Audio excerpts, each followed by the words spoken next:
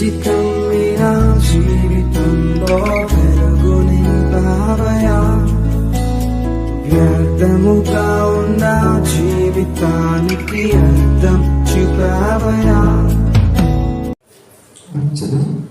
ఇస్తరు బైబిల్ గ్రంథంలో నుంచి అపోస్తులైనటువంటి పౌలు గారు ఎఫెసీయులకు రాసినటువంటి పత్రిక, అపోస్తులైనటువంటి పౌలు గారు ఎఫెసీయులకు రాసిన పత్రిక, ఎఫెసీయులకు రాసిన పత్రిక 6వ అధ్యాయము 6వ అధ్యాయం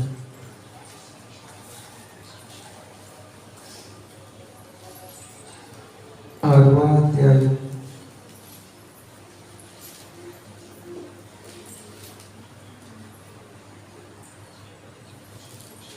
6వ వచనం నుంచి జాగ్రత్తగా చదువుతాం.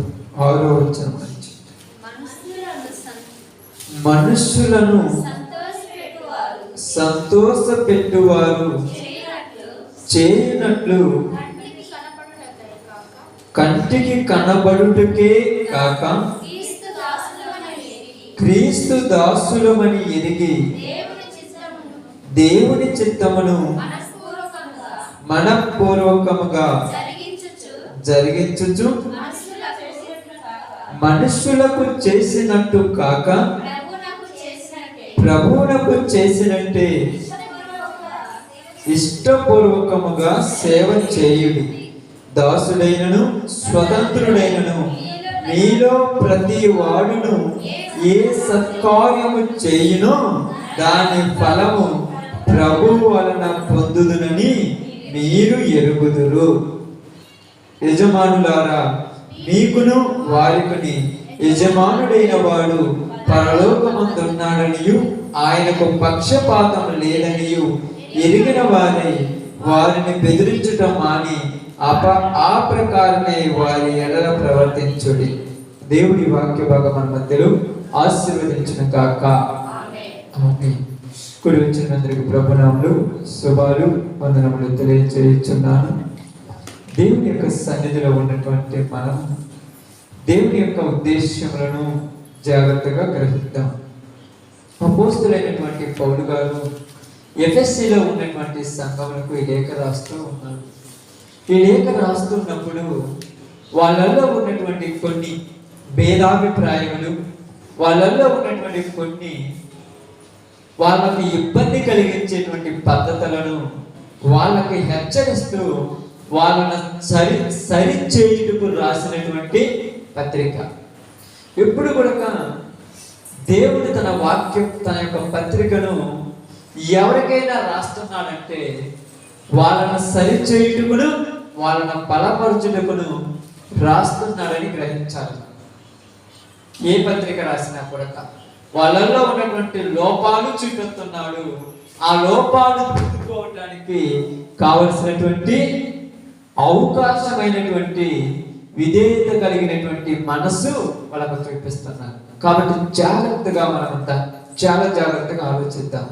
ఎందుకు ఇక్కడ బైబిల్ గ్రంథం మనకు తెలియజేస్తూ ఉన్నాడంటే ఎఫెసీలో ఉన్నటువంటి సంఘములో కొన్ని జరగకూడని పరిస్థితులు జరుగుతున్నాయి. కొన్ని జరగకూడని పరిస్థితులు కానీ జరగకూడని కార్యాలు వాటిల్లో జరుగుతున్నప్పుడు ఈ విషయాన్ని పౌలు గారి దృష్టికి తీసుకెళ్ళారు. పౌలు గారి దృష్టికి ఈ విషయాలు వెళ్ళినప్పుడు ఈ రోజులో లాగా అప్పట్లో ఫోన్లు లేవు, ఈ రోజుల్లో లాగా అప్పట్లో ఈ యొక్క వాహనాలు అనేవి ఏం లేవు. వాళ్ళ దగ్గరికి ఇతను వెళ్ళలేడు, వెళ్ళి త్వరగా చెప్పేంత సమయం కాదు. కాబట్టి ఆయన మనసులో ఉన్నది వాళ్ళకి ఏది చెప్పాలనుకున్నాడో దానిని ఉత్తరం రాసి ఉత్తరాన్ని వాళ్ళ దగ్గరికి పంపిస్తున్నాడు. బాగా గమనించండి.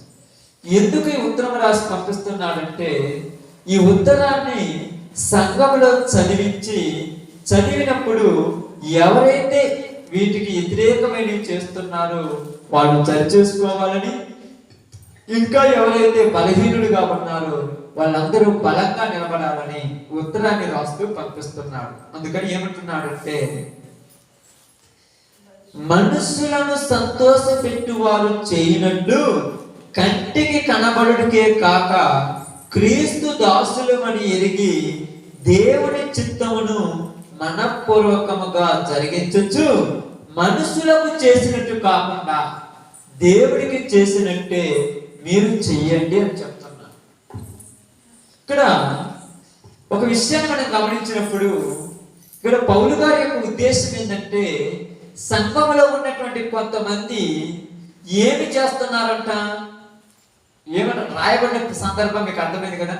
ఏమి చేస్తున్నారంట, కొంతమంది మనుషులను సంతోష పెట్టాలని చూస్తున్నారు. అంటే మనుషులను సంతోష పెట్టడం అంటే వాళ్ళకు నచ్చినట్టుగా, వాళ్ళకు ఇష్టం వచ్చినట్టుగా, వాళ్ళ చేత మెప్పు పొందేటట్టుగా వాళ్ళ కొరకు కొన్ని పనులు చేస్తున్నారు అక్కడ ఉన్న వాళ్ళు. అది ఏమిటంటే ఇక్కడ చూద్దాం, మనం ఆలోచించినప్పుడు చూసినప్పుడు కొన్ని విషయాలు చెప్తున్నాడు. ఏమంటున్నాడంటే సంఘములో జరిగే పద్ధతి సంఘానికే సంబంధించింది. బాగా అర్థం చేసుకోండి. సంఘంలో ఒక పరిస్థితి జరుగుతుంది అనుకో, ఇది దేనికి సంబంధించింది? సంఘానికి సంబంధించింది. సంఘాన్ని తీసుకెళ్ళి రక్త సంబంధానికి గాని బంధుత్వానికి గాని రుద్దకూడదు. బాగా అర్థం చేసుకోండి. ఈ సంఘంలో ఉన్నటువంటి కార్యకలాపాలు బంధుత్వానికి కానీ రక్త సంబంధానికి కానీ శరీర సంబంధం వాటికి రుద్దుకోకూడదు. ఎప్పుడైతే వేటిన వాటికి రుద్దుతామో అప్పుడు సంఘములో ప్రేమ ఆప్యాయతలు ఏమైపోతాయి? కరువైపోతాయి. ఎప్పుడైతే సంఘములో ప్రేమ ఆప్యాయతలు కరువైపోతాయో అప్పుడు సంఘం ఏమవుతుందంట? 2గా 3గా 4గా చీలిపోతుంది. ఎందుకు ఇలా మాట్లాడుతున్నారంటే ఎఫెసీలో ఉన్నటువంటి వాళ్ళు చేసిన పనులు మనకి ఇక్కడ మాట్లాడుతూ ఉన్నారు. ఎందుకు అక్కడ అలా మాట్లాడాల్సి వచ్చిందంటే వారు పూర్వమందు ఉన్న సంగతులను జ్ఞాపకం చేసుకుంటూ ఇప్పుడు ఇక్కడ వాటిని రుద్దుతున్నారు. పూర్వమందు అంటే పూర్వం అంటే తెలుసు కదా, యేసు ప్రభు వారి దగ్గరికి రాకముందు, వారి దేవునిలోనికి రాకముందు పాతవి కొన్ని పద్ధతులు ఉన్నాయి. వాటిని ఇప్పుడు జ్ఞాపకం చేసుకొని అవి తీసుకొచ్చి ఇక్కడ రుద్దినప్పుడు వీటి వల్ల సంఘములో ఏమి ఏర్పడుతుందంట? గలిబిడి ఏర్పడింది. అందుకని ఏమంటున్నానంటే మీరు ఎవరు కూడా మనుషులను సంతోషపెట్టువారు చేయునట్లు కంటికి కనబడుటకే కాక, అంటే కంటికి కనపడేదని చేయకూడదు పని. కంటికి కనబడటం అంటే ఈరోజు మనం చేసే కొన్ని పనులు కంటికి కనబడేదని చేస్తుంటారు చాలా మంది. దేవునికి సంబంధించిన పనులు ఎవరు చూసినా చూడకపోయినా, ఎవరు మెచ్చుకున్నా మెచ్చుకోకపోయినా, ఎవరికి ఇష్టం వచ్చినా కాకపోయినా అది దేవుని ఇష్టానుసారంగా చేయాలి. ఎలాగంటే మీకు అర్థం కావడానికి చెప్తున్నాను. మీ కుటుంబంలో ఒక కార్యం జరిగింది అనుకోండి, ఏ కార్యమైనా మీ కుటుంబంలో ఒక వివాహం కానీ, లేకపోతే ఒక మెచ్యూరిటీ ఫంక్షన్ కానీ, లేకపోతే ఒక బర్త్డే సెలబ్రేషన్ కానీ, ఏదైనా మీ కుటుంబంలో ఒక కార్యం జరిగింది అనుకో, దానికి ఈ పని చెయ్యి ఆ పని చేయని ఎవరైనా మీకు చెప్తారా? ఎందుకు చెప్పరు? ఎందుకు చెప్పరు చెప్పండి. ఎవరైనా పక్కన వాళ్ళు వచ్చి అమ్మ ఇదిగో అక్కడ ఉన్నాయి ఆ బియ్యం అన్ని తీసుకురండి, ఇదిగో ఇక్కడ నీళ్ళు ఉన్నాయి ఆ నీళ్ళని ఇక్కడ పెట్టండి, ఇదిగో ఇక్కడ అన్నం ఉంది అవన్నీ ఇక్కడ తీసుకురండి ఎవరైనా చెప్తారా? ఎందుకు చెప్పరు? అది నీ పని. అప్పుడు నువ్వేం చేస్తావు? నా పని నేను చేసినప్పుడు ఎక్కడ కూడా నాకు తక్కువ పేరు వస్తుందేమో, నాకు తక్కువ పేరు వస్తే నేను చేసేటువంటి ఈ పని వల్ల ఎక్కడ కూడా ఇబ్బంది కలిగితే అవమానం నాకే కనుక ఇది ఒకళ్ళు చెప్పాల్సిన పని లేదని మనుషుల కోసం కాదు ఇక్కడ చేసేది, వాళ్ళ కోసం వాళ్ళే చేసుకుంటారు. అర్థమైందా? ఇదే విధంగా ఇక్కడ ఏమంటున్నానంటే దేవుడి పని ఇది. దేవుడు మనల్ని పిలుచుకున్నాడు. ఎక్కడి నుంచి పిలుచుకున్నాడు? లోకంలో నుంచి పిలుచుకున్నాడు. ఎందుకోసం పిలుచుకున్నాడు? ఆయనకు బిడ్డలు కావాలి, ఆయనకు కుమారులు కుమార్తెలు కావాలని లోకంలో నుంచి నేను మిమ్మల్ని వేరుపరుచుకున్నాను కనుక మీరు లోకంలో ఉన్నట్టుగా నాలోనికి వచ్చినప్పుడు ఉండొద్దు. అర్థమైందమ్మా? లోకంలో ఉన్నట్టుగా నాలోనికి వచ్చినప్పుడు ఉండొద్దు అంటే లోకంలో ఉన్నట్టుగా దేవుళ్ళలోనికి వచ్చినప్పుడు ఉండొద్దు అంటే అర్థం ఏమిటి? బాగా అర్థం చేసుకోండి, బాగా ఆలోచించండి. లోకములో ఉన్నట్టుగా దేవుళ్ళలోకి వచ్చిన తర్వాత ఉండొద్దంటే లోకములో ఉన్నప్పుడు ఒకలా ఉంటాము, దేవుళ్ళో ఉన్నప్పుడు ఒకలా ఉంటారని నేను ఉద్దేశించాను. ఏంటి అసలు అది? లోకంలో ఉన్నప్పుడు ఎలా ఉంటారు చెప్పండి? అది ఎలాగా మీకు అర్థమైంది చెప్పండి.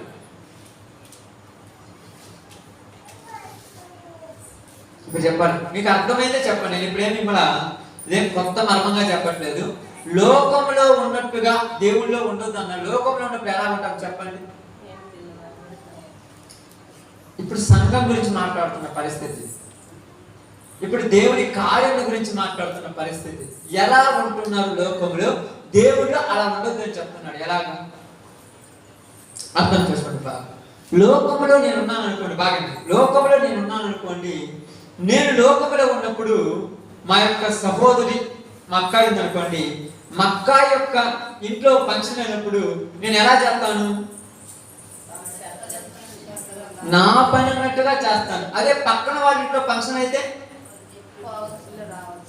అర్థమైందా? ఇప్పుడు దేవుళ్ళకి వచ్చిన తర్వాత మా పనులు అన్నప్పుడు దేవుడి పనులు మాయ అన్నట్టు ఒకలాగా చేస్తాము, మాయ కాదన్నట్టు ఒకలాగా చేస్తాం. ఆ లోకాన్ని తీసుకొచ్చి ఇక్కడ తగలబెట్టి వచ్చారు. అందుకనే సంఘంలో గలిబిలి వచ్చిందని ఎఫెసీ రాసిన పత్రికలో ఎఫెసీ పౌలు గారు మాట్లాడుతున్నారు. ఇక్కడికి వచ్చిన వాడికి ఇక్కడ వరకు దేవుళ్ళకి వచ్చిన వాడు ఏముందంట వాళ్ళలో? లోకం అదే బంధుత్వము, శరీర సంబంధము, మా మా అనేది ఉంది కనుక సంఘము అభివృద్ధి చెందటం లేదు అన్నాడు. అక్కడ ఉన్నప్పుడు ఉండొచ్చు, నువ్వు లోకంలో ఉన్నప్పుడు ఉండొచ్చు. మా వాళ్ళు మాకు సంబంధించిన వాళ్ళు, మా బంధువులు, మా ఇచ్చిన వాళ్ళు, మా యొక్క సొంత సహోదరులు, మాకు సంబంధించిన లోకంలో ఉన్నప్పుడు ఉండొచ్చు. ఇప్పుడు దేవుళ్ళకి వచ్చినాక అవి ఇక్కడ జరగకూడదు. ఎందుకు జరగకూడదు అంటే అవి ఇక్కడ జరిగితే మనుషులకు చేసినట్టే చేస్తారు కానీ దేవుడికి చేసినట్టు పని చెయ్యరు. అర్థమైంది కదా? మనుషులకు చేసినట్టే చేస్తారు. ఎలాగంటే ఉదాహరణకు నేనున్నాను అనుకోండి, నేను వచ్చాను అనుకోండి, మీరేమనుకుంటారంటే మా సహోదరుడు అని చెయ్యాలి కానీ మాకేం పండే అని తట్టు చేయకూడదు అన్నమాట పని. అంటే పట్టి పట్టినట్టు చేయటానికి గల కారణం ఏంటంటే ఇక్కడ రెండు వ్యత్యాసాలు కనపడుతున్నాయి. ఏమంటున్నాడంటే మీరు మనుషులను చూసి చేస్తున్నారు లోకంలో అంటున్నారు. ఎఫెసీ రాసిన పత్రికలో మనుషులను చూసి చేసేటువంటి పని ఒక భాగం ఉంది. ఎలా అంటే దేవుని పేరట వచ్చిన వాడు మనవాడని మీరు గుర్తించి మనందరము కలిసి మెలిసి ఏమై ఉన్నామని చెప్పానన్నా. నేను ఉపవాస ప్రార్థనలో ద్రాక్షవళి గురించి చెప్పాను. ఏమని చెప్పాను గుర్తుంది కన్నా? మనందరము అంజూరపు చెట్టులో ఉన్నటువంటి తీగలము, ఆ ద్రాక్ష చెట్టులో ఉన్నటువంటి తీగలము. ద్రాక్ష చెట్టు తీగలన్నీ కలిస్తే ఏమని చెప్పాను? ఒక కుటుంబము అని చెప్పాను. మనంతా ఒక కుటుంబము. ఈ కుటుంబంలో మనం తీగలము. ఒక్కొక్క తీగ ఒక్కొక్క దేవున్నా కానీ దీనిని భరించేవాడు ప్రభువు. కాబట్టి ఇక్కడ ఏమంటున్నాడంటే లోకాన్ని తీసుకొచ్చి సంఘములో రుద్దొద్దు. లోకాన్ని తీసుకొచ్చి ఎప్పుడైతే సంఘంలో రుద్దుతారో అక్కడ ఏమవుతుందంటే గలిబిలి ఏర్పడుతుంది అని రాయబడింది. ఎందుకంటే ఎగ్జాంపుల్ మాట్లాడడానికి ఒక విధంగా ఏమన్నారంటే అపోస్తుల కార్యక్రమానికి వచ్చినప్పుడు, లేకపోతే కొరింథీయులకు రాసినటువంటి మొదటి పత్రికలోకి వచ్చినప్పుడు మనకు అర్థం కావడానికి ఇక్కడ ఒక విషయాన్ని చెప్తున్నాడు అంతే. అపోస్తులైనటువంటి పౌలు గారు కొరింథీయులకు రాసినటువంటి మొదటి పత్రిక బాగా చాలా జాగ్రత్తగా 3వ అధ్యాయం, కొరింథీయులకు రాసినటువంటి మొదటి పత్రిక 3వ అధ్యాయం తీసారా?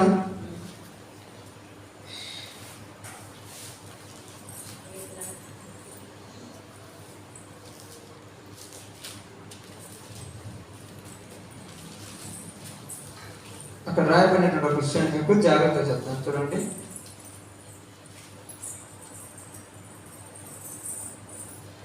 మూడవ అధ్యాయము 8వ వచనం జాగ్రత్తగా చదువుతాం. నాటువాడును నీళ్లు పోయేవాడును 3 నుంచి చదవండి. 3 నుంచి చదవండి, మీకు అర్థమవుతుంది. లేకపోతే 2 నుంచి చదవండి. 3 నుంచి చదవండి. మీలో అసూయ కలహమును ఉండగా మీరు శరీర సంబంధులైన మనుషు రీతిగా నడుచుకుని వారు కాడా? ఒకడు నేను పౌలు వాడను, మరి ఒకడు నేను అపోలో వాడను అని చెప్పినప్పుడు మీరు ప్రకృతి సంబంధులైన మనుషులు కారా? అపోలో ఎవడు, పౌలు ఎవడు? పరిచారకులే కదా. బాగా ఆలోచించాలి. ఇక్కడ ఏమంటున్నాడు? మీరు ఏమంటారు చూడండి, మీలో అసూయ కలహమును ఉండగా మీరు శరీర సంబంధులైన మనుషు రీతిగా నడుచుకుని వారు కారా. అంటే అసూయ కలహములు ఉండగా శరీర సంబంధమైన మనుషు రీతిగా నడుచుకుని వారు కారు. ఎలాగంటున్నాడంటే, ఒకడు ఏమంటున్నాడంటే నేను పౌలు వాడును అని అంటున్నాడు, మరి ఒకడు ఏమంటున్నాడంటే నేను అపోలో వాడును అంటున్నాడు, మరి ఒకడు ఏమంటున్నాడంటే నేను కేఫా వాడును అంటున్నాడు. అంటే ఇక్కడ ఏం కనపడుతుంది మనకి? ఇక్కడ వ్యత్యాసం. ఎవరిలో వ్యత్యాసం ఉంది? ఇక్కడ మనుషులలో వ్యత్యాసం ఉంది. ఎందుకంటే మీకు అర్థం కావట్లని చెప్తాను. పౌలు వచ్చినప్పుడు పౌలు సంబంధించిన వాళ్ళు పౌలుకి ఎక్కువ ప్రేమతో చెప్తుంటారు. అపోలో వచ్చినప్పుడు అపోలోకి సంబంధించిన వారు అపోలోకు బాగా ప్రేమించడం, ఆయనతో బాగా మాట్లాడటం, ఆయన బాగా పట్టించుకోవడం, ఆయనకు కావాల్సినవి తెచ్చి పెడుతుంటారు. తర్వాత కేఫా వచ్చినప్పుడు కేఫాకు సంబంధించిన వాళ్ళు ఆయన బాగా చూసుకుంటున్నప్పుడు ఇప్పుడు ఇక్కడ 3 తెగలు ఏర్పడ్డాయి. ఇక్కడ 3 తెగలు ఏర్పడ్డాయి. ఎందుకు ఏర్పడ్డాయంటే కేఫా వచ్చినప్పుడు ఏమంటాడంటే, కేఫా ఎలాంటి వాడంటే మనుషులకు సంబంధించినట్టుగా ఉన్నాడు అనుకోండి. కేఫాకు సంబంధించినటువంటి వాళ్ళు ఏదైనా పని చేస్తున్నారంటే కేఫా పరుగున వచ్చేస్తారు. అపోలోకు సంబంధించిన వాళ్ళు ఏదైనా పని చేస్తున్నారంటే అపోలో ముందుగానే వస్తారు. పౌలుకు సంబంధించిన వాళ్ళు ఏదైనా పని చేస్తున్నారంటే పౌలు వస్తుంటారు.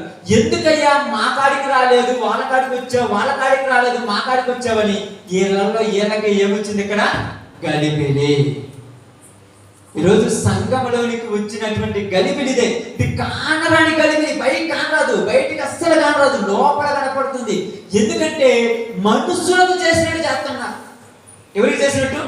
మనుషులకు చేసినట్టు చేస్తున్నారు. ఉదాహరణకు సహోదరు అక్కాయి అనుకోండి, అక్కాయి ఇంట్లో ప్రేయర్ పెట్టుకుంది అనుకోండి, అక్కాయి ప్రార్థన పెట్టినప్పుడు ఈ అక్కాయి ఏమనుకోవాలి? ఇది దేవుని పని, దేవునికి సంబంధించిన అనుకోవాలి.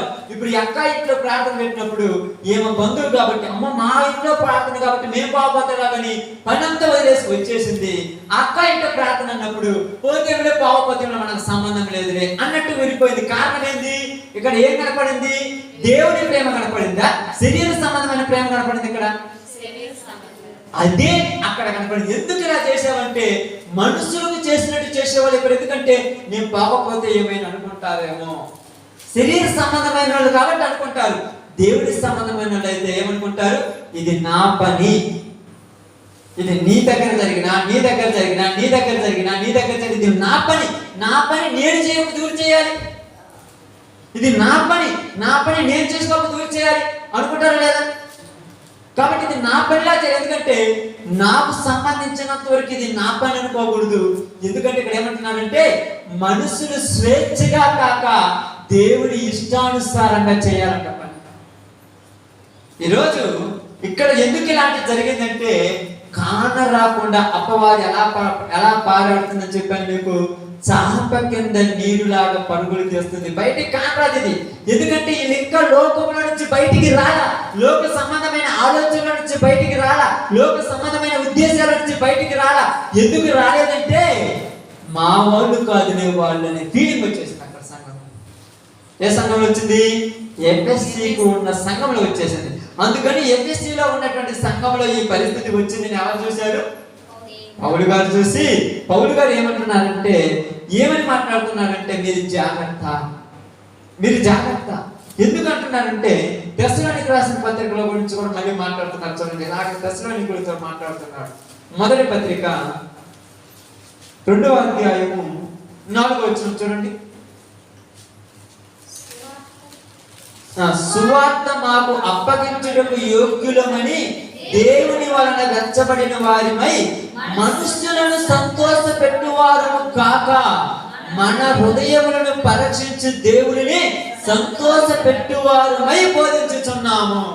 ఎవరిని సంతోష పెట్టేటట్టు బోధిస్తున్నారంట? పిలిచిన వారిని సంతోష పెట్టేటట్టు బోధించే వాళ్ళు ఎక్కువైపోయారు ఈ రోజులలో. చాలా మంది అంటారు, నిజంగా మా అక్క కాబట్టి వచ్చాను, లేకపోతే నేను రాను, మా సహోదరి కాబట్టి వచ్చి నేను రాను, నాకు ఎన్నో పనులు ఉంటాయంటే. అంటే ఇక్కడ ఏమి కనపడుతుంది? వ్యత్యాసం కనపడుతుంది. పిలిచిన వాళ్ళు చాలా సార్లు మీరు పిలిచినప్పుడు పొగుడుతుంటారు. ప్రార్థనకు వచ్చినప్పుడు అక్కడ వాళ్ళని పొగట్టమే సరిపోతుందంతా. ప్రార్థన పెట్టుకున్న వాళ్ళనే పొదుపులు పొగుడుతున్నాయి. వాక్యం ఇప్పుడు చెప్తాను, నాకు అర్థం కాలేదు. ఇక్కడ వ్యత్యాసం కనపడుతుంది. వ్యత్యాసం మా అనే తత్వం ఇక్కడ కనపడుతుంది. ఆ మా అనేది సంఘాలలోనికి వచ్చి సంఘాలను పాడు చేసిందని పౌలు గారు ఆ రోజులోనే చెప్పారు. ఈ రోజులలో ఒక సంఘంలో, ఒక కుటుంబంలో ఒక బాధలో ఉందనుకున్నప్పుడు, కుటుంబంలో బాధలో ఉన్నాను, నా కుటుంబం కొరకు మీరందరూ వచ్చి ప్రార్థన చేయమన్నప్పుడు ఎవరు ముందుకు రాలేకపోతున్నారంటే ఇక్కడ కారణం ఏం కనపడుతుంది? శరీర సంబంధమైన పద్ధతులు కనపడుతున్నాయి సంఘంలో. అర్థమవుతుందమ్మా? ఏం కనపడుతుంది? శరీర సంబంధమైన పద్ధతులు కనపడుతున్నాయి. ఎందుకు కనపడుతున్నాయి అంటే దేవుని ఆత్మ విషయాలు వీళ్ళలోనికి పూర్తిగా రాలా, దేవుని పద్ధతుల వీళ్ళలోనికి పూర్తిగా రాలా, దేవునికి లోబడే మనస్తత్వం వీళ్ళలోనికి ఇంకా రాలా. ఎందుకు రాలేదంటే ఇదిగో బైబిల్ గ్రంథంలో చెప్పినట్టుగా మీరందరూ కూడా క్రీస్తు యొక్క శరీరంలో ఏమై ఉన్నామంట? అవయవమై ఉన్నాము. సంఘానికి శిరస్సు క్రీస్తే. ఈ సంఘంలో ఉన్నటువంటి అవయవాలలో చేతికి దెబ్బ తగిలితే కాలు బాధపడాలి, కాలుకి దెబ్బ తగిలితే చెయ్యి సహాయపడాలి. మిగతా అవయవాలు దేనికి దెబ్బ తగిలినా మరొక అవయవము సహాయపడాలి. ఆ సహాయపడే గుణము సంఘములో వాళ్ళకు కావాలని పౌలు గారు ప్రారంభంలోనే రాశారు. పౌలు గారు ప్రారంభంలోనే రాశారు. కానీ ఈరోజు అలా ప్రయాసపడే వాళ్ళు ఉన్నామమ్మా? చెప్పండి. మీ సహోదరికి ఎవరికైనా బాగలేకపోతే నువ్వు ఎంత బాధపడతావు? రాత్రి పగలు నిద్రాహారాలు లేకుండా వాళ్ళు చుట్టేసుకుని ఎలా తిరుగుతుంటావు? హాస్పిటల్ అని, అక్కడికని, ఇక్కడికని, ఆ ప్రార్థనని, ఈడికని. కానీ సంఘంలో ఎవరికైనా దిగులు వస్తే ఒక్కల కోసమైనా ఒక్కరోజైనా పోయి ప్రార్థన చేశావా? అంటే ఎందుకు వాళ్ళ చుట్టూ తిరిగావు, ఎవరి కాడి తిరగలేదంటే వాళ్ళు ఏమైనా అనుకుంటారేమో. ఇది కూడా ప్రేమ కాదు, మళ్ళీ మీరు ప్రేమ అనుకుంటారేమో. ప్రేమించేవాడు అందరినీ, కానీ మీరు ప్రేమ అంటే దీన్ని ఏమంటారు? వాళ్ళు ఏమైనా అనుకుంటారేమో. ఏ సంబంధం లేనటువంటి ఆ సహోదరి దగ్గరికి ఏ సంబంధం లేని నువ్వు వచ్చావంటే అర్థమైంది ఇది ఏ బంధము? ఆత్మ బంధము. చెప్పండి, ఏ బంధము? ఆత్మ బంధము. ఎవరో బంధువులు కాదు, కనీసం స్నేహితురాలు కాదు, ఎవరో మనకు సంబంధించిన కాదు. ఎక్కడ వరకు మనకు బంధుత్వం లేకపోయినా ఆ సహోదరి బాగలేదంటే ఇక్కడ నుంచి మనం వేరే ప్రాంతంలోకి వెళ్ళి బాగున్నామని పలకరించామంటే ఎవరైనా వచ్చి ఎవరమ్మంటే వాళ్ళు ఏమంటారు తెలుసా? వీళ్ళు మా ఆత్మీయులు, వీళ్ళు మా ఆత్మీయులు. అంత దూరం నుంచి ఇంత దూరం మీ దగ్గరికి ఎందుకు వచ్చారంటే మా ఆత్మీయులు కాబట్టి వచ్చారు. ఇక్కడ ఏం చూపెడుతున్నారు? దేవుడి ప్రేమ కనపడాలి. కానీ ఈరోజు దేవుడి ప్రేమ కనపడట్లా సంఘాలలో. ఎక్కడ కూడా కనపడట్లా. ఎక్కడికి వచ్చినా కూడా, దీనిలోనికి వచ్చినా కూడా పౌలు గారు ప్రారంభంలో చెప్పినట్టుగా నేటి దినాలు కూడా సువార్త పక్షపాతముగా జరుగుతుందని చెప్తున్నారు. పక్షపాతము. పక్షపాతం అంటే మీకు అందరికీ తెలుసు కదా, ఒక కంట్లో బెల్లము, ఒక కంట్లో సున్నం అంటారు. దాన్ని పక్షపాతం అంటారు. ఆ పక్షపాతం ఎందుకు జరుగుతుందంటే మనుషులను సంతోష పెట్టుడికే చేస్తున్నారంట ఎక్కువ మంది. ఆ రోజు ఎఫెసీలో వాళ్ళు ఏం చేశారంట? మనుషులను సంతోష పెడుతున్నారు. మనిషిని సంతోష పెడితే ఏమవుతుంది అంటమ్మా? చూడండి, మనిషిని సంతోష పెడితే ఏమవుతుంది? ఏమవుతుంది చెప్పండి అమ్మా? మనుషులను సంతోష పెడితే ఏమవుతుంది చెప్పండి? ఏం రాదా? ఆ మనిషి దగ్గర మంచి పేరు వస్తుంది, మనిషి దగ్గర మంచి ఘనత వస్తుంది, మనుషుల దగ్గర మంచి గొప్ప వస్తుంది. నువ్వేదో నన్ను గొప్ప అన్నంత మాత్రం నేను గొప్పని కాదు. ఎందుకంటే నీ దగ్గర మంచి పేరు తెచ్చుకున్నాను కాబట్టి నేను గొప్పని కాదు. నేను అందరికీ ఒకేలా ఉంటేనే గొప్పవాడు. అందరికీ ఒకలాగనే. ఈ సహోదరి ఇంట్లో బాధ వస్తే ఆ సహోదరిని ఎలా ప్రేమించామో, ఈ సహోదరి ఇంట్లో బాధ వస్తే ఆ సహోదరిని కూడా అలా ప్రేమిస్తే అప్పుడు వాళ్ళందరూ ఏమనుకుంటారంటే ఇది మన కుటుంబం కాబట్టి మనందరము కలిసి మెలిసి ఉన్నామనుకుంటారు. అలా కాకుండా నీకు బాధ వచ్చినప్పుడు ఏందమ్మా ఆ దగ్గర పోయేద్దామంటే నాకు ముఖ్యమైన పని ఉందిలే నేను రాను అంటే, ఇంకొకటి బాధ వస్తే నేను రారా అంటే ఏది ఇక్కడ లేని ప్రేమ ఇక్కడ ఎక్కడ వచ్చింది నాకు అర్థం కాదా? ఈ సహోదరుడికి బాగా లేకపోతే లేని ప్రేమ ఆ సహోదరుడికి బాగా లేకపోతే ఎక్కడ వచ్చింది నాకు అర్థం కాలేదు. అంటే ఆ సహోదరుడికి ఆ సహోదరికి మధ్య ఎక్కడో రక్త సంబంధం ఉన్నది కాబట్టి ప్రేమ పగులుతుంది. కానీ ఆత్మ సంబంధం ఉంటే ప్రేమ కాదు. ఆత్మ సంబంధం ఉంటే అందరినీ ఒకేలాగా చూడాలని బైబిల్ చెప్తుంది. ఎందుకంటే దేవుడు పక్షపాతి కాదు. ఎందుకు కాదంటే ఆయన సూర్యుడి నీడ అందరికీ పంచుతున్నాడు. కొంతమందికి పంచుతున్నాడా? ప్రార్థనకు వచ్చే వాళ్ళకే వెలుతురు వచ్చి ప్రార్థనకు రాని వాళ్ళకి ఏమైనా చీకటి వస్తుందా? చెప్పండి అమ్మా, నిజంగా చెప్పండి. అందరికి వెలుతురు వస్తుంది. ఎందుకు అందరికి వెలుతురు వస్తుంది అంటే అందరికీ వెలుతురు ఇచ్చాడు కనుక ఆయన అందరికీ దేవుడే. మనం ఏమనుకుంటామంటే ఇక్కడికి వచ్చిన వరకు లోక సంబంధమైన ప్రేమల చావల సంఘాలలో చాలా చోట్ల. అందుకే పౌలు గారు ఇక్కడ మాట్లాడుతున్నాడు చూడండి, నేను దేవునిని సంతోష పెట్టవలనని. ఎవరిని సంతోష పెట్టాలని? దేవునిని సంతోష పెట్టవలనని. అంటే మనుషులను సంతోష పెట్టాలని కాదా, దేవునిని సంతోష పెట్టవలని. అంటే దేవుని సంతోష పెట్టాలనేటువంటి మనసు ఎందుకు వచ్చింది? నేను ఎందుకు వచ్చిందమ్మా? ఎందుకు అంత దేవుని సంతోష పెట్టాలనే మనసు? చెప్పండి. మనుషులను సంతోష పెట్టాలనే మనసు ఎందుకు వస్తుంది? మెప్పు, ఇంకా ఇప్పుడు ఉదాహరణకు అమ్మాయి నన్ను సంతోష పెట్టాలనే మనసు వచ్చింది. ఎందుకు వస్తుంది నన్ను సంతోష పెట్టాలనేది? తన భర్తనే బంధం. ఇంకా అసలు ఎందుకు అనుకుంటుంది ఆ పద్ధతి? చెప్పండి. ఆమేన్. ఏందమ్మా? నేనంటే ఇష్టం కాబట్టి నన్ను సంతోష పెట్టాలనుకుంటది. అదే విధంగా ఈ మనుషులు ఎందుకు మనుషులను సంతోష పెడుతున్నారంటే వాళ్ళంటే ఇష్టం, వీళ్ళకు దేవుడు అంటే ఇష్టం కాదు. దేవుడు అంటే ఇష్టం ఉంటే దేవుడిని సంతోష పెట్టాలి. మనుషులంటే ఇష్టం కాబట్టి ఏళ్ళ కాడకు సంతోష పెడతారు, వాళ్ళని పొగుడుతారు, వాళ్ళ దగ్గర పోతారు. అబ్బా నీ గురించి రాత్రి మొగులు ప్రార్థన చేశాను, 100 సార్లు చూసి వస్తావు. బాగలేకపోతే కనీసం పక్కన ఉన్నటువంటి సహోదరి కూడా నీ సహోదరియే కదా, ఆ సహోదరి కూడా నీ యొక్క ఆత్మ సంబంధంలో కడగబడిన కదా. వాళ్ళకి బాగలేకపోతే ఏ రోజైనా ఆ ముఖం పెళ్ళి చూసి వచ్చావా? ఎందుకు పడుచుకోలేదు? నాకు అర్థం కాలేదంటే ఇక్కడ కనపడుతుంది ఏంటంట వ్యత్యాసం. ఏమన్నాడు? మీలో అసూయ కలహములు ఉండగా. ఏమనంటే మీలో అసూయ కలహములు ఉండగా మీరు శరీర సంబంధులై ఉన్నారు. అందుకే నేను ప్రారంభంలో మీకు ఒకసారి చెప్పాను, గుర్తుందో లేదు. ఏం చెప్పానంటే మేము ఎక్కడికి సువార్తకి వెళ్ళినా కూడా ఎవరి దగ్గరికి వచ్చి ఎవరిని పిలవమని చెప్తాను. నిన్నేదో పిలిస్తే నువ్వు నీకు మంచి, నిన్ను పిలిస్తే చక్కవరం కాబట్టి ఎవరి ఇష్టం ఉంటే వాళ్ళే రమ్మని చెప్తాను. చాలా మంది అనుకోవచ్చు మీరు పిలిస్తే కదా నేను రావడానికంటే. నిన్ను పిలవాల్సినంత ఇంపార్టెంట్ నాకు లేదు, నిన్ను బతిమిలాడాల్సినంత ముఖ్యం నాకు లేదు. ఎందుకంటే బతిమిలాడితే సంఘంలో ఉన్నటువంటి 70-80 మందిని బతిమిలాడు. నేను ఒక్కనే బతిమిలాడితే అర్థమైంది, బాగా అర్థమవుతుంది కదా. అంటే మీరు ఒకలాగా కాదు. అందుకని ఎవరికి నచ్చినట్టు చేయాలంతే. ఇక్కడ ఎవరికే వ్యత్యాసం ఏం లేదు, ఎవరికైనా తక్కువ కాదు, ఎవరు ఎక్కువ కాదు. ఈ పక్షపాతం ఎక్కడ దాకా కనపడుతుంది తెలుసా? ప్రతి చోట కనపడుతుంది. ఉదాహరణకు ఒక విందు జరుగుతుంది అనుకోండి, ఆ విందు దగ్గర ఏం జరుగుతుంది తెలుసమ్మా? వడ్డించేవాడు మనోడైతే ఏడ కూర్చున్నప్పుడు మనకు ఇబ్బంది కదా. వడ్డించేవాడు మనోడైతే ఏ పక్కన కూర్చొని ఇబ్బంది లేదు, ఆ మూల కూర్చొని ఇబ్బంది లేదు, ఈ మూల కూర్చొని ఇబ్బంది లేదు, ఈ మూల కూర్చొని. అదే మనోడు కాకపోతే అంటే ఎందుకు మాట్లాడుతున్నారంటే ఇక్కడ సంఘం గురించి ఎఫెసీలో ఉన్న సంఘంలో జరిగిన గలిబిలి. ఏమవుతున్నారంటే మీరు రోమిలకు రాసిన పత్రిక 6వ అధ్యాయం 16 నుంచి చదవండి. రోమిలకు రాసిన పత్రిక 6వ అధ్యాయం 16 నుంచి.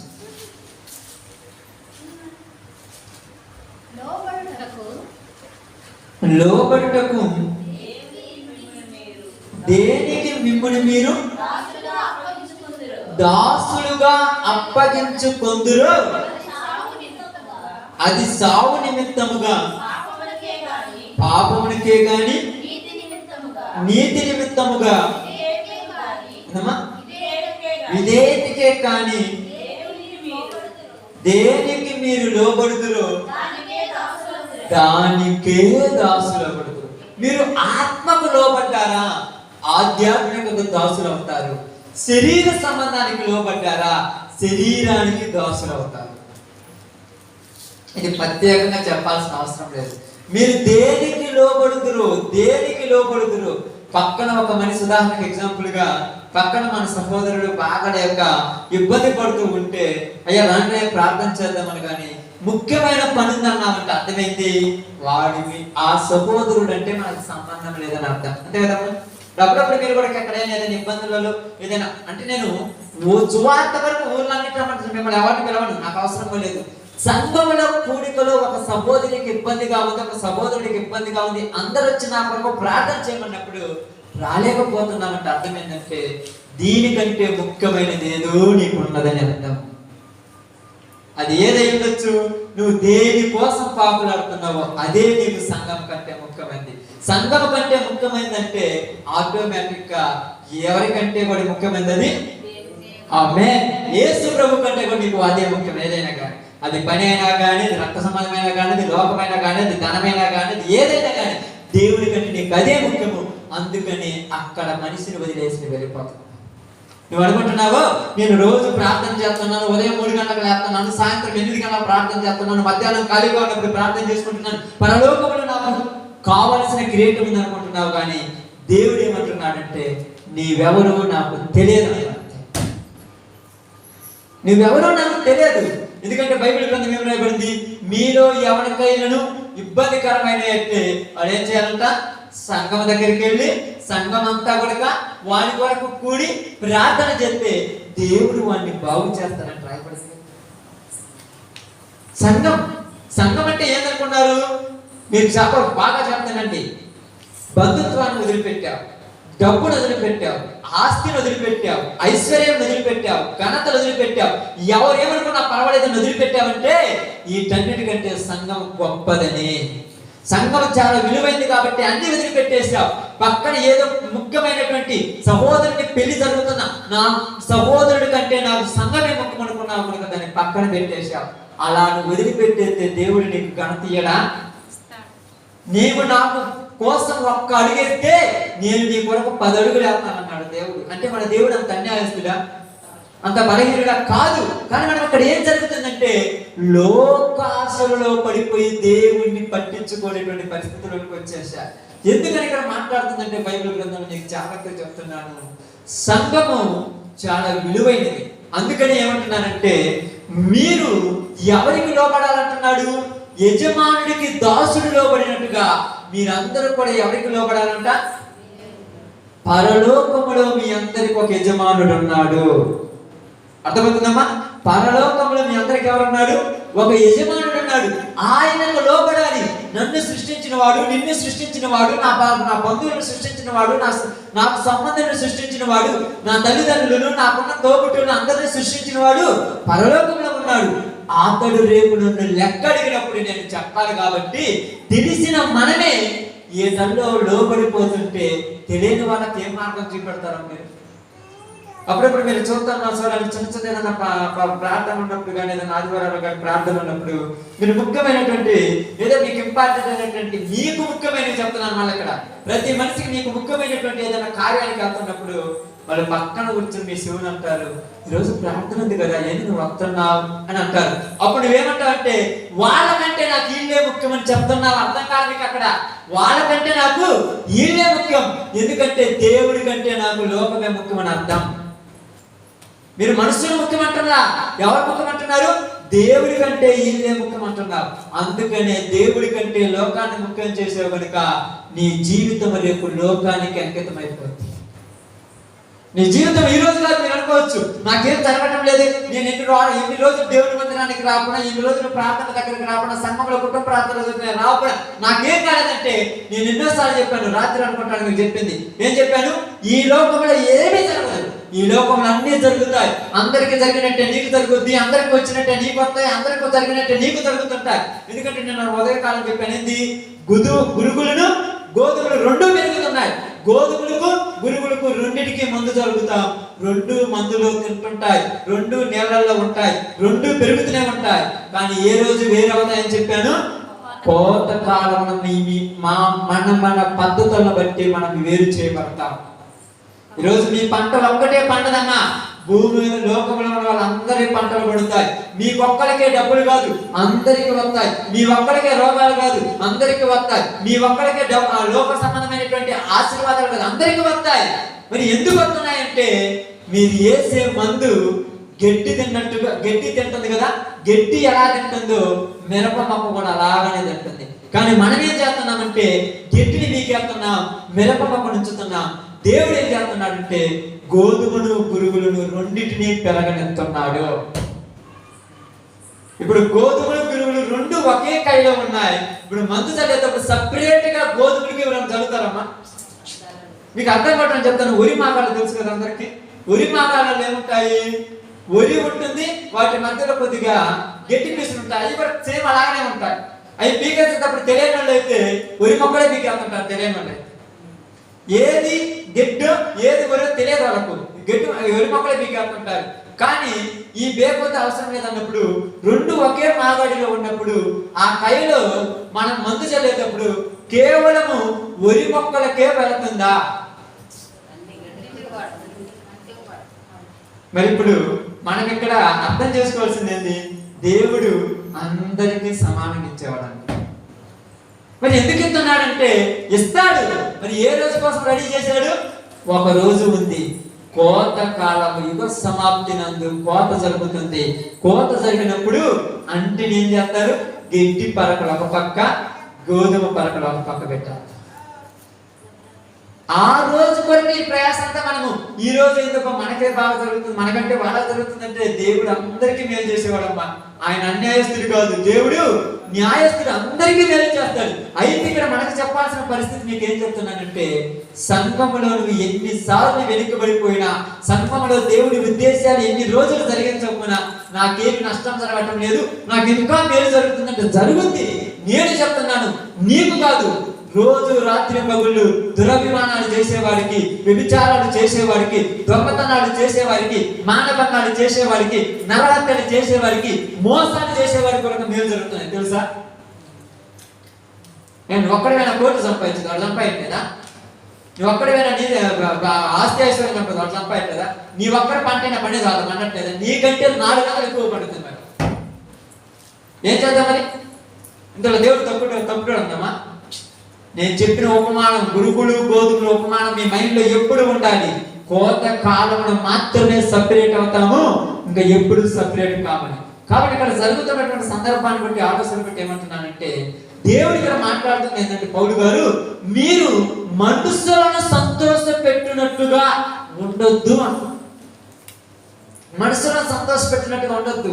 ముఖ్యమైనటువంటి ప్రేయర్ ఉంది. ఈరోజు ప్రార్థన అనగానే నేను వేరే ప్రాంతానికి వెళ్ళాను, మా సహోదరి ఉంది అక్కడ.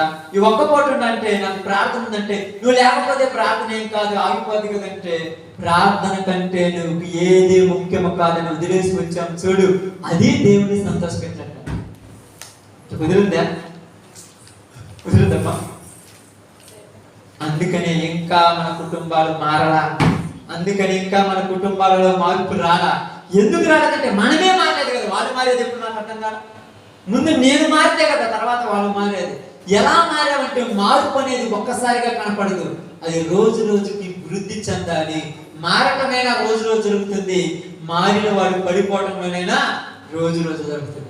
నీ జీవితంలో నువ్వు చేసేటువంటి యథార్థతలో, నీ పనులలో నువ్వు చూడండి, నీకు ఎందుకు ఇలాంటి స్థితి రాకపోవడం వస్తుందో మీకు అర్థం కావడం చెప్తాను. చూడండి, హెబ్రీయులకు రాసిన పత్రికలో నుంచి ఒకసారి చూద్దాం. హెబ్రీయులకు రాసిన పత్రిక 10వ అధ్యాయం, అపోస్తలుడైనటువంటి పౌలు గారు హెబ్రీయులకు రాసిన పత్రిక 10వ అధ్యాయం తీసారమ్మా? 10వ అధ్యాయం 34 నుంచి చదువుతాం. 32 నుంచి చదవండి.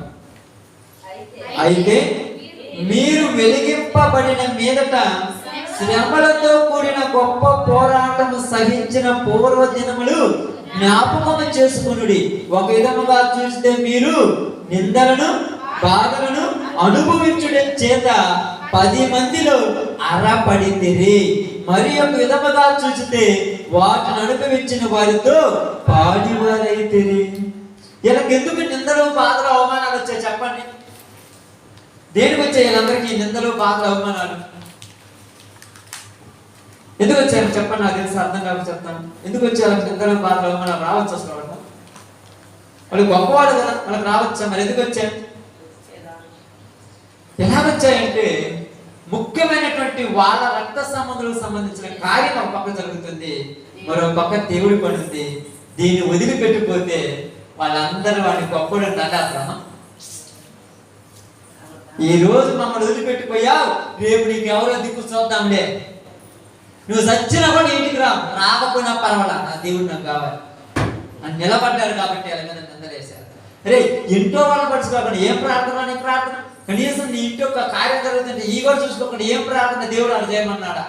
అవమానాలే. ఎక్కడైనా మంచి పేరు అవుతుందా? కానీ మనం ఏమనుకుంటామంటే ఇక్కడ ఏడ చెడ్డ పేరు రాకూడదు, అక్కడ చెడ్డ పేరు రాకూడదు. ఎలా ఉంది చెప్పండి? అప్పుడు కుదురుతామా? రెండు దిక్కులు చెడ్డ పేరు రాకూడదు. ఇక్కడ మనుషులను సంతోష పెట్టాలి, ఇక్కడికి వచ్చి దేవుడిని సంతోష పెట్టాలి. ఒకే సమయంలో మీకు రెండు మధ్య పరీక్ష జరుగుతుంది, మీకు అర్థం కాదు. ఒకే సమయంలో ఉంటుంది, అదే మీకు అర్థం కాదు. ఇప్పుడు ఎవరిని సంతోష పెట్టాలని ఆలోచిస్తారు మీరు? ఒకే సమయంలో చూడండి, ఒకే టైంలో, ఒకే రోజు, ఒకే గంటకు ఇక్కడ దేవుడు అంటాడు, ఇక్కడ లోకం అంటాడు. ఇప్పుడు ఎవరిని సంతోష పెట్టాలి? సిచ్యువేషన్ బాగా డిమాండ్ చేస్తుంది. ఎందుకు డిమాండ్ ఎంత బాగా డిమాండ్ చేస్తుందంటే నువ్వు నిలబడతావా పడిపోతావా? నిలబడాలంటే ఏమి రావాలి? అవమానం రావాలి. నిలబడాలంటే ఏమి రావాలి? నిందలు రావాలి. నిలబడాలంటే ఏమి రావాలి? చెప్పండి, అక్కడ ఏం రాయబడింది? శ్రమలు, హింస, బాధలు రావాలి నిలబడాలంటే. నిలబడాలంటే ఎన్ని అర్థంటాయి? ఇవన్నీ ఎందుకు వచ్చాయంటే నీ మీద దేవుడు పెట్టిన ఆలోచన వేరే ఉన్నది. చాలాసార్లు అంటారు, మేము వచ్చినా కనుక మమ్మల్ని పడుచుకోకుండా ఏం ప్రార్థన అంటే మీరు వచ్చినా మీరు రాకపోయినా దేవుడి సన్నిధిలోకి వచ్చిన తర్వాత నేను వేరైపోయాను. అప్పుడప్పుడు కొన్నిసార్లు ఇదిగో మాకంటే కూడా వాళ్ళు అంత ముఖ్యమంట ఉంటారు. కొంతమంది ముఖ్యమో కాదు మీకు అవసరం లేదు, ఇప్పుడు వాళ్ళే నాకు ముఖ్యమని చెప్తాను. చెప్పాల్సిన పరిస్థితి వచ్చేసింది. దేనికి వచ్చిందంటే నిందలు భరించుటకు మనము నియమింపబడిన వారిని. అందుకే అక్కడ ఏమన్నారు చూడండి, అదే మాట్లాడుతున్నా. ఏమన్నాడు? శ్రమలలో కూడిన పోరాటం సహించి పూర్వదేవం జ్ఞాపకం ఒక విధముగా చూచితే మీరు నిందలను బాధను అనుభవించుట చేత 10 మందిలో అరడి పడితిరి. అరడి పడటం అంటే అరడి పడటం అంటే 10 మందిలో నేను ఏం చేశారు?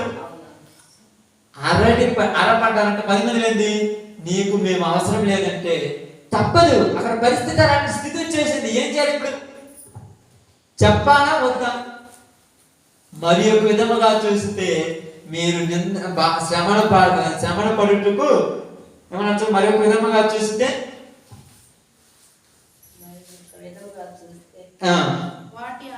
వాటిని అనుభవించి వారితో పాలివారైతే. యేసు ప్రభు వారు తన ఇంటికి వెళ్ళారు. తనకు ఒక ఇల్లుంది, తెలుసా? ఇల్లుంది తెలుసుగా, మీ అందరికీ తెలుసుగా. ఎక్కడ? నజరేతులో. తన యొక్క తల్లిదండ్రుల దగ్గర వాళ్ళు ఉన్నటువంటి ప్రదేశంలో, బెత్లెహేములో వాళ్ళు ఉన్నటువంటి ప్రదేశంలో, యెరూషలేములో ఆ ఇంటి దగ్గరికి వెళ్ళారు. అక్కడ ఎవరు ఉన్నారు?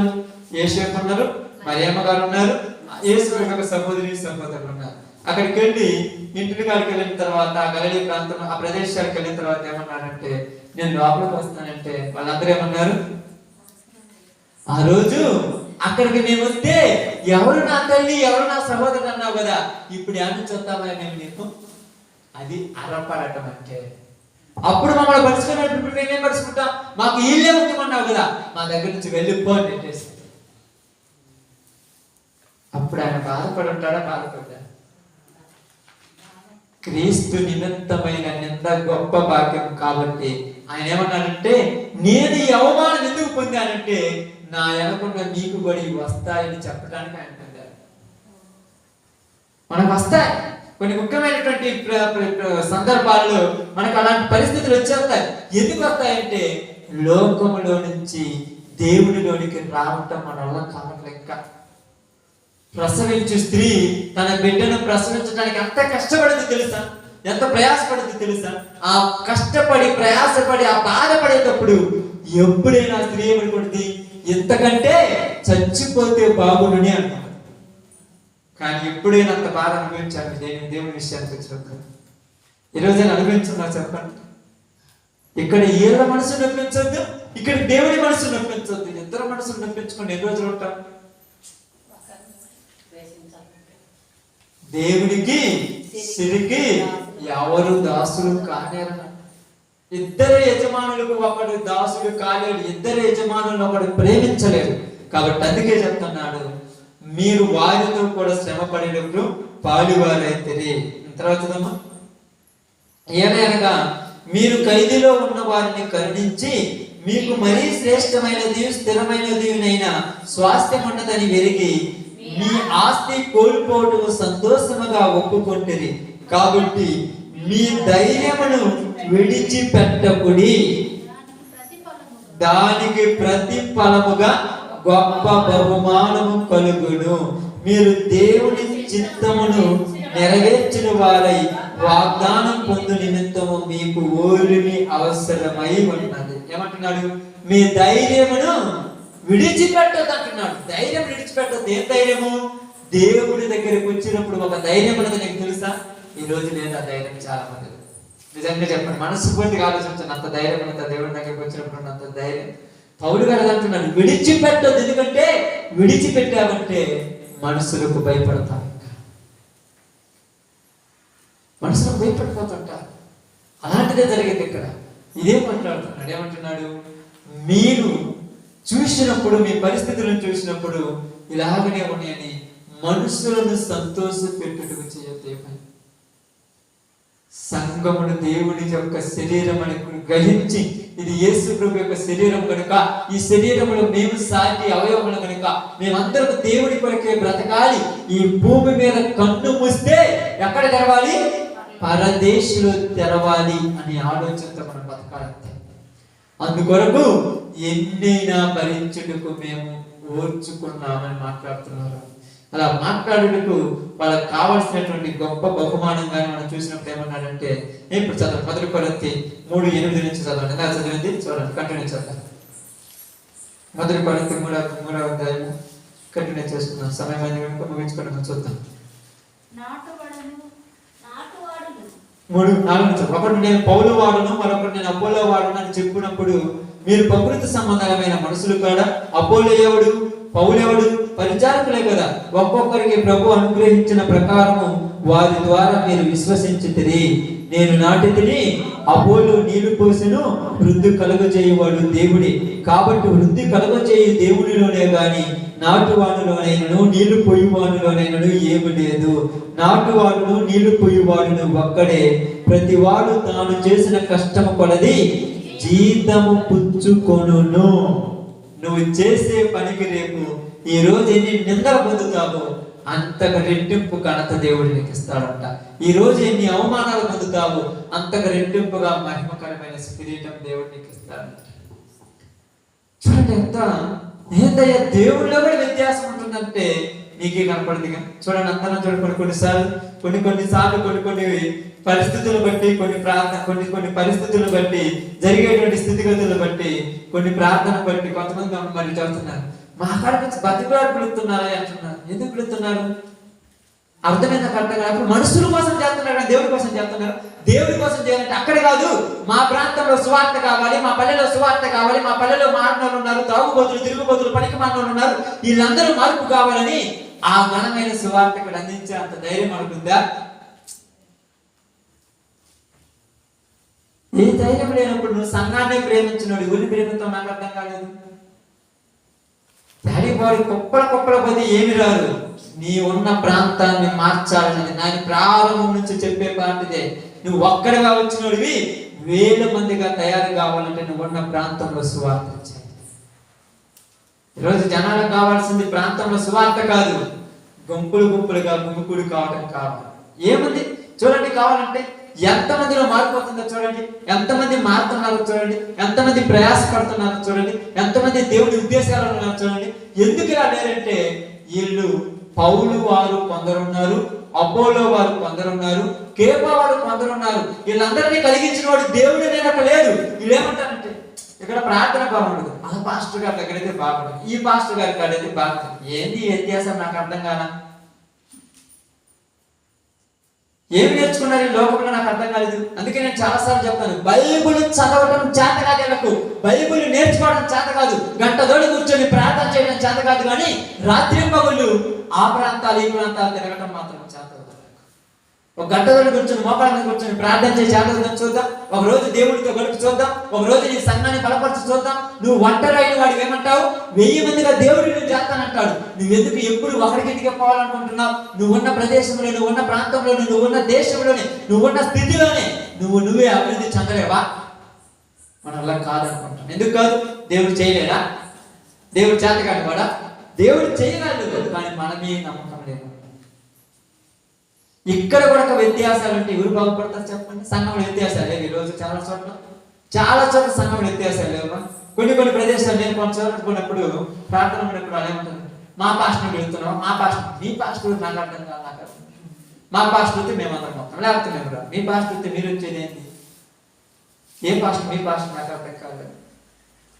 దేవుని ప్రేమించండి, మనుషులు కాదు ప్రేమించాల్సి, దేవుని ప్రేమించడం తెచ్చుకున్నాం.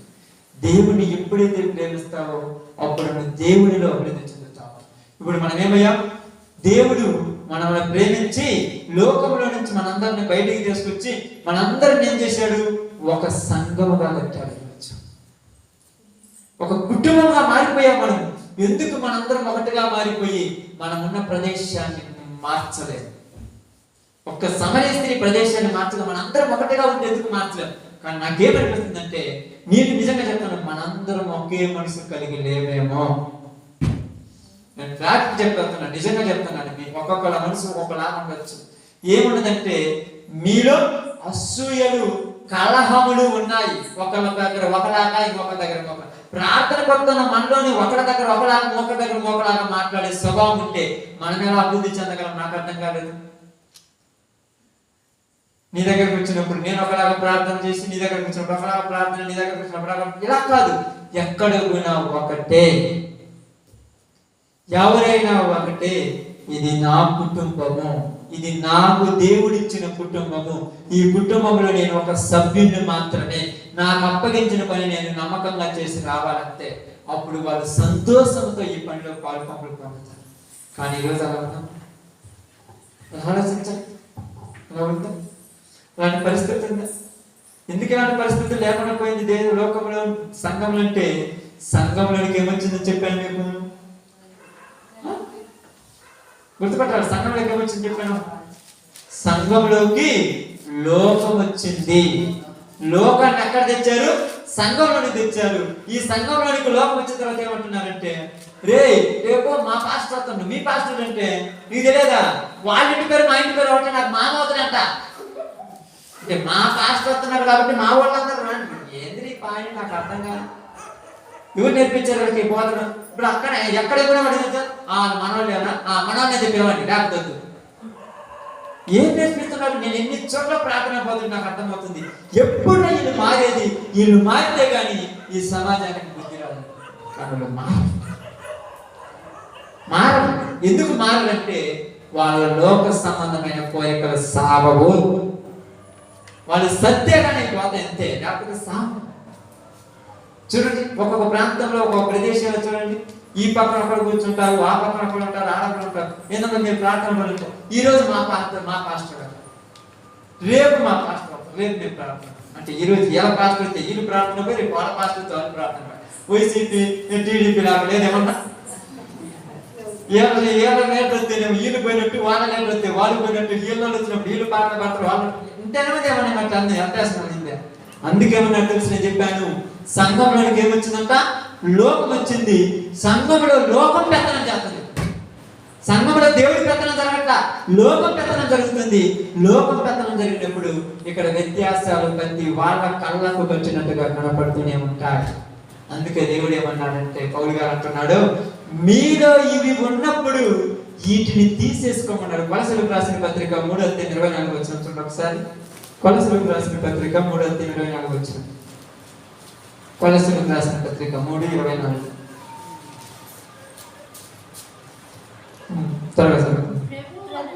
ప్రభు వలన స్వాస్థ్యమును ప్రతిఫలముగా పొందుదుమని ఎరుగుదురు కనుక మీరేమి చేసినను అది మనుషుల నిమిత్తము కాక. ఏంటమ్మా? మీరు ఏమి చేసినను అది ఎవరి నిమిత్తము కాక? మనుషుల నిమిత్తము కాక. అంటే మనుషుల నిమిత్తం అంటే మనుషులకు చేసినట్టు చేయకూడదు. మనుషులకు చేసినట్టు చేయకూడదు. మనుషులకు చేసినట్టు చేయడం అంటే మీకు అర్థమవుతుంది కాదు. కానీ ఇక్కడ ఏమన్నా మనుషుల నిమిత్తము కాక ప్రభు నిమిత్తమని మనస్ఫూర్తిగా చేయుడి. మీరు ప్రభు అయిన క్రీస్తుకు దాసులై ఉన్నారు. అన్యాయం చేసిన వానికి తాను చేసిన అన్యాయం ఫలితం మరలా లభించును, పక్షపాతము ఉండదు. మీరు ఏది చేసినను ఎవరి నిమిత్తం చేయాలి? ప్రభు నిమిత్తమే చేయాలి. మనుషుల నిమిత్తము కాక ప్రభు నిమిత్తమే చేయాలి. ఎందుకు ఇలా చేయమన్నాడంటే ఎవరు ఎలా చూస్తారో అదే నీ దగ్గరకు వచ్చారు. నువ్వు ఏ కొలతో కొలుస్తావో ఆ కొలతోనే నీ కొలం పడుతుంది. ఎందుకు ఇలా జరుగుతుంది లోకంలో, ఎందుకు ఇలా జరుగుతుంది దేవుని సంఘంలో అన్నప్పుడు పౌలు గారు మాట్లాడినప్పుడు పౌలు గారు చక్కగా చెప్తారు, సంఘంలోనికి లోకం వచ్చింది. లోకంలోనికి సంఘం వాళ్ళ, సంఘంలోనికి లోకం వచ్చిందంటే ఎవరు తీసుకొచ్చారు? ఎవరు తీసుకొచ్చారు సంఘంలోకి లోకాన్ని? ఎవరు తీసుకొచ్చారు? సంఘంలో ఉన్న వాళ్ళని తీసుకొచ్చారు. సంఘంలో ఉన్న వాళ్ళు ఎందుకు తీసుకొచ్చారు? అసలు బయటికి పోయి లోకంతో కలిసిన వాళ్ళు తీసుకొచ్చారని చెప్పండి. సంఘంలో వాళ్ళు అసలు ఎప్పుడు తీసుకురాడు. వీడు సంఘంలో ఉన్నాడు, వీడు లోకాసలు సావలేదు కనుక లోకంలోకి పోయి దాన్ని తీసుకొచ్చారు. వృద్ధాడు వీడు రుదటం ఏంటంటే మాది మా మా నా అనేది పోయింది, మా అనేది వచ్చేసి ఏంటిదంటే ఇంతే. ఇది తప్పితే ఇంక ఏది మన చోట్ల ప్రార్థన పోయినప్పుడు ఏమంటారంటే మీరెవరు అంటారు. నేను ఒకటే చెప్తాను, మేము మనుషులు అంటారు. మీరు ఎవరంటే ఏం చెప్పాలి? వాళ్ళకి మనుషులు మనం చెప్పేమని చేద్దాం, జంతువులు పందులు మనం చెప్పేమా? మేము మనుషులు అంటాం. అంట కాదన్నా ఇంకొకరిని చెప్పండి. ఏ విధంగా కావాలి చెప్పు, నీకు ఎలా కావాలి, ఏ రకంగా చెప్పాలి, ఏ మినిస్టర్ అని చెప్పాలా, ఏ కులం అని చెప్పాలా, ఏ జాతి అని చెప్పాలా, ఏ తెగ అని చెప్పాలి, ఎవరైనా చెప్పాలి చెప్పండి. అర్థం కాదంటే అంటే కాదు అన్న వాళ్ళు తెలుసుకుందామని తెలుసుకోవాల్సిన అవసరం లేదు. వాళ్ళు తెలుసుకొని ఏం చేస్తారు అంటే తెలుసుకొని ఏం చేస్తారు, భేదాలు పంచడం తప్పితే ఏమీ లేదు, ఉపయోగం కదా. ఎప్పటికైనా అందుకే మీకు చాలాసార్లు చెప్తాను, కొన్ని ప్రదేశాలకు వెళ్ళినప్పుడు సువార్త జాగ్రత్తగా చేయాలి చెప్తాను. మనం వెళ్ళిన ప్రతి ప్రాంతంలో సువార్త కరెక్ట్గా చేయాలంటే ముందు మనం మర్చిపోవాలి, మనము దేవుని బిడ్డలమని గుర్తుంటేనే చేస్తాను, ఏది చేయాలి. అప్పుడప్పుడు చాలాసార్లు మనం సువార్త చెప్తుంటాం కదా. నేను నాకు తెలిసినటువంటి మా బంధువుల దగ్గరికి వెళ్తుంటాం కదా, కానీ పడ్డారు వెళ్తే మనతోనే కూర్చుంటే మనతో అంటాం, కానీ అక్కడ మక్కువలో పేరుతో ఈరోజు నాన్న అసలు అవసరం లేదు. నేను పర్సనల్ పని కదా, దేవుడి పని. నాకు మన పని ఉంది. అక్కడికి వచ్చిన వాళ్ళే మనం రానూరు ఏంటంటే బ్రాకెట్ అంతే.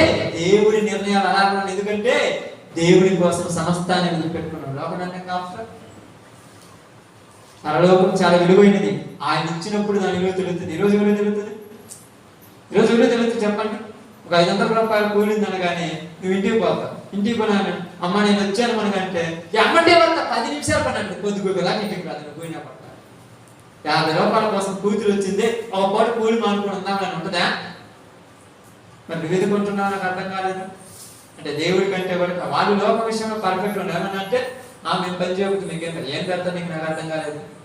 దేవుడి కంటే ఏది నీకు ఎక్కువ కాదు. లోకాన్ని తీసుకొచ్చారు దేవుడు సంఘంలోకి. ఆ లోకం వచ్చింది కాబట్టి ఈరోజు బాగుపడలేకపోతున్నాం. జాగ్రత్త. ఎఫెసీలో ఉన్న వాళ్ళ పౌలు గారు అదే మాట హెచ్చరిస్తున్నారు, మీరు జాగ్రత్త జాగ్రత్త చెప్తున్నాను. ఎందుకు చెప్తుంటానంటే మీకు చాలాసార్లు చెప్పాను లేదా, మా సహోదరి మా అక్క ఉంటుంది, మా అక్కప్పుడు మా అమ్మ ఏంటంటే నెలప్పుడు అంటుంది, ప్రార్థన చేసి బాధకిస్తానంటే నేను అంటాను, మీ సంఘంలో మీ పాస్టర్ రానికి చాలాసార్లు మీకు చెప్పినాను. ఎందుకంటే మీరేమో సంఘం కాడికి రాలేదు, వచ్చినప్పుడు ప్రార్థన చేస్తున్నారు, కానికి సరిపంతే. నువ్వు వారం తీసుకొచ్చిన కానికెత్తున్నా అంటే ఎందుకు ఎత్తున్నావు? తమ్ముడిని ఎత్తున్నావు, దేవుని సేవకు నన్ను ఇవ్వవు. చాలాసార్లు అమ్మగారికి చెప్పండి, చాలా మంది అన్నది నిజంగా వాళ్ళ రాష్ట్రంలో కూడా ఇలా చెప్పింది. నేను ఎందుకు చెప్పానంటే ఇది దేవుడిది, మీరే మీరే నన్ను పోషించాలన్నా, నాకేం చేయాలన్నా మీరే. వాళ్ళ దగ్గర నేను తెచ్చుకున్నాను అనుకోండి, దొంగలించినట్టు అని అర్థం. పౌలు గారు ఏమన్నాడు? దొంగలించినట్టు. దొంగతనం చేయొచ్చా? ఇలాగ ఈ రకమైన దొంగతనం చేయకూడదు, తప్పది. అందుకని చెప్పాను, వాళ్ళకి చెప్పాను. తెలియదు అమ్మాయికి, అంత దొడు కూర్చోబెట్టి చెప్పాను. చెప్పిన తర్వాత అర్థం చేసుకుంటా, అవునా కరెక్ట్ అది. మరి దేవుని పనిలాగా చేస్తే దేవుడే చూసుకుంటాడు, కానీ మనుషులు చూసుకోవాలి. ఇదంటే ప్రార్థన ఓకే, మా వాక్యం చెప్పినప్పుడు వచ్చి ఒక సేవకుడు వచ్చి వాక్యం చెప్పేద్దాం అంతే, వేరే విషయాలు వద్దు. తర్వాత కావాలంటే నీకు తమ్ముడు కంటే నేను ఖాళీగా ఉన్నప్పుడు ఇంటికి వచ్చి బిర్యానీ చేసి పెట్టు, చికెన్ చేసి పెట్టు, తింటాను. వచ్చేటప్పుడు 500 ఛార్జీకి లేకపోతే 10,000 రూపాయలు, అప్పుడు అది వేరు. కానీ ఇక్కడ ఇది కూడా ఏంటి వ్యత్యాసం చూస్తున్నావు అంటే అక్కడ కూడా నువ్వు నన్ను దేశం పోతున్నావు అంటే మామూలు విషయం ఇవాళ సంఘమే పాడైపోతుందని చెప్పాను. ఎందుకు చెప్తానంటే ఈరోజు కర్ణాటకలో అక్కడ కూడా అలాగే సేమ్ అక్కడ కూడా అలాగే చెప్పొచ్చాను, బతికినప్పుడు అలాగే చెప్పాను. ఎందుకు చెప్తున్నానంటే లోకము సంఘములకు వస్తే సంఘము చెదిరిపోద్ది. లోకానికి ఏం కాదు, దాన్ని ఎప్పుడు అలాగే ఉంటుంది. సంఘం చెదిరిపోద్ది. సంఘం చెదిరిపోతే దేవుడు బాధపడతాడు. దేవుడు బాధపడితే ఏం చేస్తాడు? దేవుడు బాధపడితే ఏం చేస్తాము? ఆయన కోపం రప్పించటం వల్ల ఒక్క దినమంది 23,000 మంది చంపేశారు. ఆయన కోపం రాదు, వచ్చిందనుకోండి ఆయన ఏం చేస్తాడో మనకు అర్థం కాదు. కాబట్టి ఈరోజు మీ అందరికీ నేను తెలియజేసిన ఒక చిన్న మాట ఏంటంటే ఇది సంఘం. ఈ సంఘంలో మన యొక్క ఆత్మీయులు ఎవరిమైనా చిన్న సమస్య వస్తే మన అందరికి వచ్చింది అన్నట్టుగా ఫీల్ కావాలి. వాళ్ళు ఏదైనా ఒక కార్యక్రమం జరుపుకుంటే మంది అందరూ మన అందరం ఫీల్ అయిపోయి ఏకంగా కూడా ఇక్కడ ప్రార్థన చేయాలి. చేయలేకపోతున్నామంటే నేను లోకం చావలేదు. లోకం చావలేదంటే నువ్వు దేవునికి పనికిరావు. దేవుడికి పనికి రాకపోతే ఎవరికి నేను ఎందుకు పనికి రాలేదు, పనికి వస్తున్నానంటే పనికి రావచ్చు అంత ఇంపార్టెంట్ మనలో ఏమీ లేదు. అందుకని ఎపిసి పత్రిక 6, 10, 11, 12, 13, 14, 20 దాకా ఉంటాయి. మొత్తం చదువుకోండి. ఇంటి తర్వాత అక్కడ ఏ రాయబడ్డాయి? ఇవన్నీ పోవాలంటే దేవుడిచ్చి సర్వాంగ కవచములను ధరించుకోవాలి.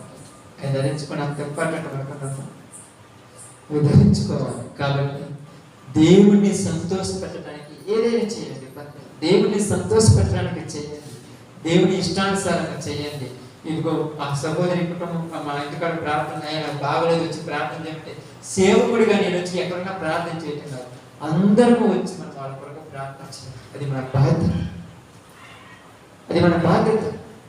ఎందుకంటే బస్సు పోవాలంటే డ్రైవర్ ఉంటారు, అవునా? డ్రైవర్ ఉండి మనుషులు లేకపోతే బస్సు అడిగిపోతుంది. డ్రైవర్ ఎంత ముఖ్యమో అన్న కూర్చున్న మనుషులు కూడా అంతే ముఖ్యం. సంఘం అంటే సేవకుడు ఉండాలి, విశ్వాసులు ఉండాలి. రెండు కలిస్తేనే సంఘం.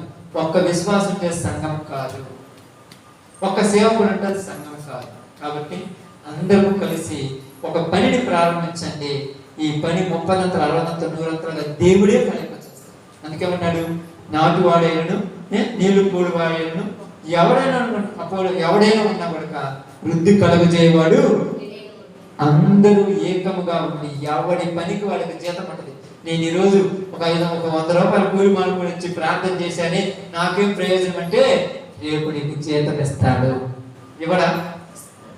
నిజంగా నమ్మకం ఉందా? నమ్మకం నిజంగా అంటే నువ్వు అనుసరించాక 100 రూపాయలు ఈరోజు కళ్ళతో చదువుతున్నావు. అదే అంటున్నాడు, కంటికి కనిపించే వాటి కోసం కాదు, దేవుడు మన కంటికి కనపడనటువంటి ఆధ్యాత్మికమైనటువంటి మహిమ కిరీటాలు ఇస్తాడు. కాబట్టి దానికోసం చేయాలి. ప్రతి వానికి వాని క్రియల చొప్పున ఏమిస్తానన్నాడు? ప్రతి ఫలము. ఆయన ఖచ్చితంగా చెప్తాడు. ఆయన వచ్చినప్పుడు అందరికీ చెప్తాడు. మనం ఏం టెన్షన్ పడాల్సిన పని. ఈరోజు నేను టెన్షన్ పడాల్సిన పని, నువ్వు టెన్షన్ పడాల్సిన పని. నేను చేసిన దాని ప్రతిఫలం నేను అనుభవిస్తాను, నువ్వు చేసిన దాని ప్రతిఫలం నువ్వు అనుభవిస్తావు. లోకంలో ఉన్న వాళ్ళు చేసిన వాటి ప్రతిఫలం వాళ్ళు అనుభవిస్తారు. కాబట్టి ఎందుకంటే సంఘం గురించి నేను నెలకు ఒకసారి 2 నెలలకు ఒకసారి చెప్తుంటాను. అప్పుడప్పుడు చెప్పిన వాటిని మీరు పూర్తి చేసుకుంటాం మాటలు. ఈ మీ మనసులో ఉంచుకోవాలి. నెలకు లేదా ఖచ్చితంగా నెలకు ఒక వారంలో ఒక్క మెసేజ్ మాత్రం సంఘం గురించి ఖచ్చితంగా చెప్తాను. మీరు గుర్తుపెట్టుకోండి. ఎందుకంటే ఈ మన మనసులో ఉంటే మనం చెదిరిపోము, ఇవి లేకపోతే చెదిరిపోతాం. ఓకే, అందరూ మనకు తల వంచితే ప్రార్థన చేస్తాం. అందరూ కూడా ప్రార్థనకి వెళ్తాం. స్తోత్రం.